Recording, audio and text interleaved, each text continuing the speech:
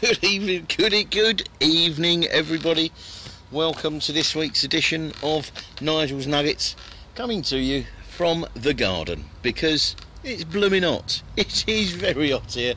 I hope it's hot wherever you are, but there is not a cloud in the sky, and it's got to be still somewhere in the mid-20s, I would think, because I am sitting here roasting. Now, before I carry on, the first thing I need to do is issue an apology. So I issue a humble apology to Sue and Haydn, who were with us a couple of weeks back, because as out, I forgot to mention them, and in last week's, and they were an absolutely truly lovely couple, and they were a joy to me, and we hope to see them again soon. They promised they were going to come back because they enjoyed their time in our home. So Sue and Haydn, I apologise unreservedly for not mentioning you in last week's Nuggets. So there we go. So cheers, chin chin. Yes, I thought, well, it's 5 o'clock somewhere. Well, it's 5 o'clock here, so I thought I'd just have a beer. Oh, there we go, that's lovely. It's a Black Tor. Everybody that has been here knows that we stock Black Tor beers in the bar. It's Devon Pale Ale. It's brewed a few miles up the road in 23 degrees in the Forest of Dean. Goodness me, Mr. Walby. I bet you've got your legs out again. Yes, it's brewed up on Dartmoor, and he keeps winning all sorts of awards at the moment, does Jonathan, so make sure you pop in the bar and try the Black Tor beers next time you're in our home. So anyway, let me go back to the start. Yes, so those that aren't used to this format, this is the weekly roundup of everything happening at Heathcliff HQ, and any interesting things about any guests that we've had in, or guests that we've got in at the moment. If you see me dodging around a little, you'll know that well, you won't know, but basically, we at this time every single year we get an infestation. Is probably not the right word, because we love them, of bees, of ground nesting bees, and I'm sat in the garden right in the middle of these ground nesting bees. They are buzzing all round me, and in fact, let's see if we can turn the camera around. Can you all see this? Can you see the bees? I don't even know if you can see the bees, but believe me, there is hundreds of the little so-and-sos all round the place. And so can I zoom in a bit? Are you getting that? I don't know. If anyone can see the bees, just let me know in the comments box below. But anyway, so there we go. Yes, and that's the wildflower meadow in our garden. So right, back to it. Yes, this is the weekly roundup of everything. So without further ado, here we go. My brother was down again to see us for a few days this week. He went home yesterday, wasn't he? Yes, he went home yesterday, and we went down. It was blisteringly hot here yesterday, so we went down to the beach, and we went in the sea, do you know, and I am ashamed to say it is the first time this year that I have been in the sea. I know that is awful. Yes, you can see the bees. Thank you very much, Sylvia. There are hundreds of them, absolutely hundreds of them. So, but they're lovely. They don't sting you. They don't annoy you. They just buzz around. And I don't know. Do you know? I've tried to. Hi, Claire. I've tried to. You can see them too. Really? Can you? Oh, good, Tom. I was going to say, not from your room, because you're not in your normal room. Otherwise, you would be able to look out. And well, if you climbed out the window, you'd be able to see. But you're in room 9, aren't you? Anyway, so what was I saying? I've got no idea. Yeah, my brother was there. Yes, I'm ashamed to say it is the first time that... no, that's what I was saying. Goodness me, I'm leaping about. So if anyone knows anything about these ground nesting bees, we've tried to find out what type they are on the internet and can't seem to find that out. And we have absolutely no idea what they're doing. We say we get them every September. They for about 3 weeks, they will be here, and they just buzz around constantly all day just above the ground. And then come October, whoop, they're gone. And then and that's it for another year. So anyway, brother was down, we were in the sea. Yes, that was absolutely fantastic.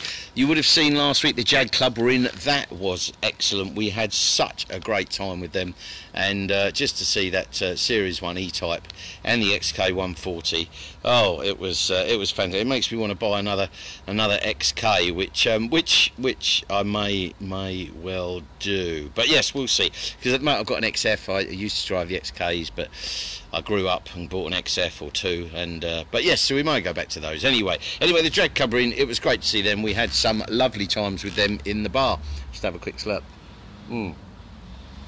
Oh, chin chin. Oh, Viv and Dave, they were back again. Viv and Dave, it was lovely to see them. They were here for 7 days, so it was a shame to say goodbye to them.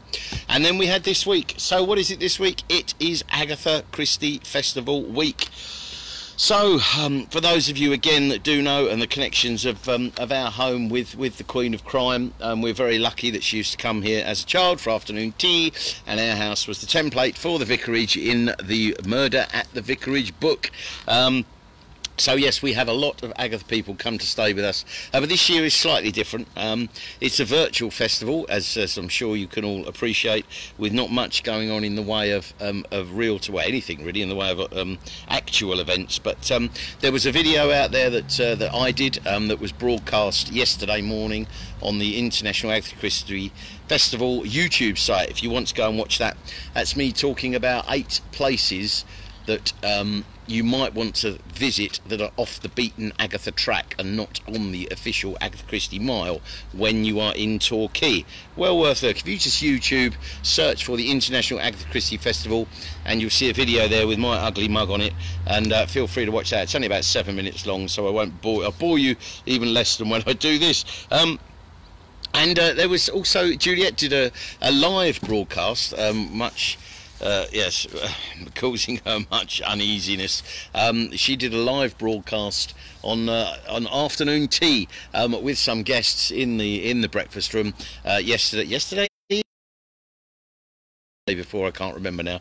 That was so long ago, but she did very, very well. That is also available on YouTube, but I don't have the site you need to look at for that. I'll come back and I will put that on the end of this. So yes, but before we go on with more things, Agatha, Peter Jenkins, if you're watching, 302 for 7, not a bad score in the first. Oh yeah, for those of you might not remember, I was talking about the Welsh Australian man who supports the All Blacks but likes watching the Irish play rugby last week. What a confused guy. Anyway, yes, I know he's big into his cricket as well, and I think it's the decider today, Mr. Jenkins. 302 for 7. We've put up a good score. Let's see who wins. Oh, cheers to you too, Hayley Whiteman. I hope you're having a little glass of something as well. So anyway, back to Agatha. Yes, so we always get filled up with Agatha type fans, obviously at this time of year, because the 5-day festival is usually in full swing. So the Cooper Broughton posse are back for their second visit. They are with us for 9 days. They are absolutely lovely people, all the way from sunny Norfolk and Norwich, and so it's good to see them. We always have some fun times with them, and some new people, new guests. Beth and Liz have joined us this year for the Agatha Festival as well, so it's good to see them. But also in the house at the moment, we've got Anthony and Janice from Portsmouth, and they've just extended today by an extra day, because they were off to see Anthony's mother-in-law in Wales, and their county, I can't remember which one it is, has just gone into lockdown this afternoon. So Anthony is somewhat pleased that he doesn't have to go and see the mother-in-law, so they're going to stay with us for an extra day. So they love it. The Murrays are in. As he said, yes. Tom said he could see the bees earlier, not from his room though, because he's round the other side. But he commented on this video, and it's always good to see the Murrays. They're only here for a flying visit, a 2-day visit this time, which is a shame, because we like to spend more time with them and catch up. Sue and Andy, they're also from the Portsmouth area. They've been with us. Alison and Steve from Wiltshire. Alison, bless her, she likes a little ghost or two, does Alison, and so I think she's been secretly hoping. What room are they staying in? They're in room 6. So I think she's secretly hoping to catch some sort of ghost or ghoulie apparition around the place, or at least some activity. But we've never had anything reported in room 6 that I'm aware of. But you never know, there's a first time for everything. So she could get to see the ghosts. Now, also had a very special visitor this week. Let's have another slurp.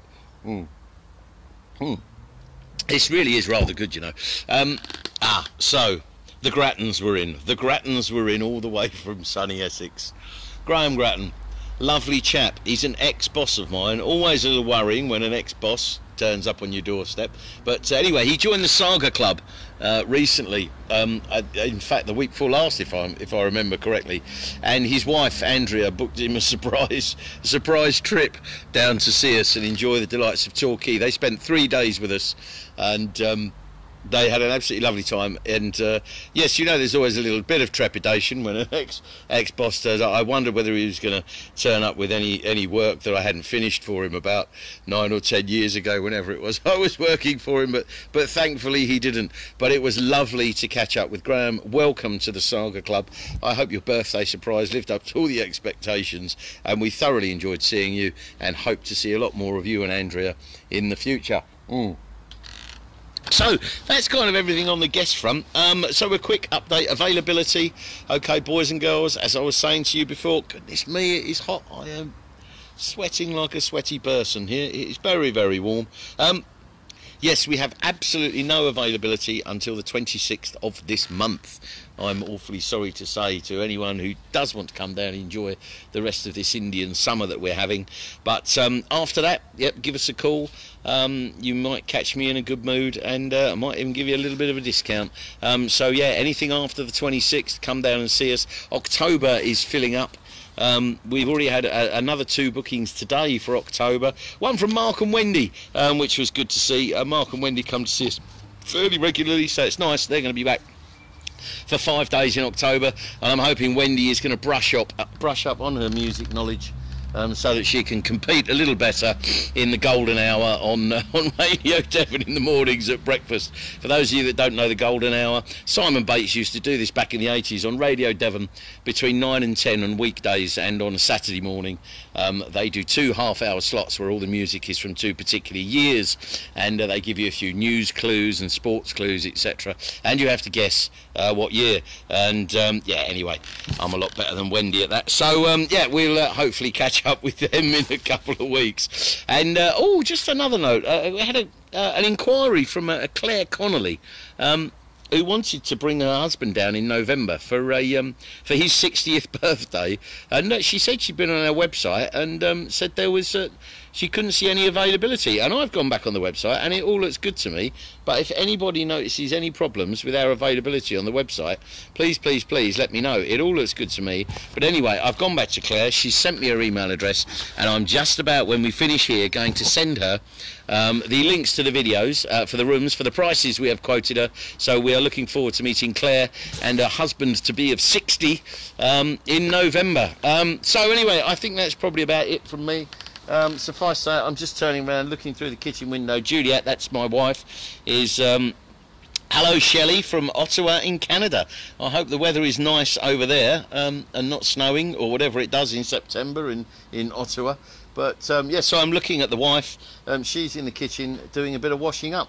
For once, do you know what? She hasn't been out this week. She really hasn't been out. I'm quite surprised. She's bound to be going out this week coming, but she hasn't told me yet. So anyway, that is, well, yes, I think you should, Wendy Williams, keep brushing up on that music. So, thank you for all your little comments and likes down the bottom, boys and girls. If you have any other questions about anything, please just post them on the video and I will get back to you. Anyway, I hope you're having a good week. I hope you continue to have a good week, and I hope wherever you are in the world, you are hopefully enjoying this Indian summer. Well, possibly not if you're an Antipodean, because it's winter, well, coming up, what is it, spring? Anyway, let's not get into all that, but yes, so take care of yourselves, boys and girls, and beautiful day today here, sun, no snow. Good, I'm glad to hear that, Shelley. All right, okay, everybody, you take care, and yes, so if you do want to come in October, 01803 211 580, go to heathcliffhouse.co.uk or email us at relax@heathcliffhouse.co.uk. That is it from me. I'm going off to finish this beer and cool down inside. Take care, everybody. Bye-bye.